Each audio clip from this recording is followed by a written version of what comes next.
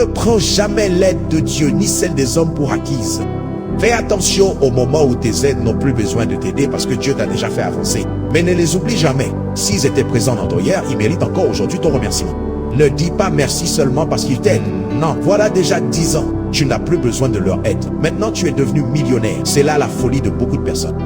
Certains parmi vous doivent réfléchir à ceux qui ont fait quelque chose pour vous hier et recevoir la grâce.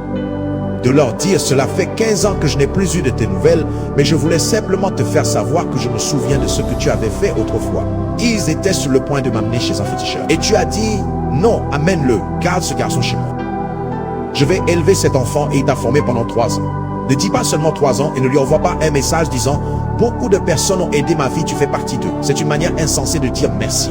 Je sais que cette personne n'avait pas les moyens de payer tes frais de scolarité, mais elle t'a pris du village pour t'amener à la ville. Je sais que tu dis qu'il t'insultait chaque jour. Je suis d'accord. Apprends la leçon et ne fais pas la même chose à tes enfants. Mais c'est une trop petite raison pour dire que c'était un homme méchant. Tu ne connais pas les disputes qu'il avait avec sa femme dans la chambre chaque jour à cause de toi pour te renvoyer. Et l'homme disait, non, cet enfant est peut-être stupide, mais laisse-le. Donne-lui une chance. Encore 2 ans. C'est ainsi que tu as eu ton admission. Aujourd'hui, tu es devenu quelqu'un de grand. Et maintenant, tu dis, cet oncle inutile, qu'il meure même.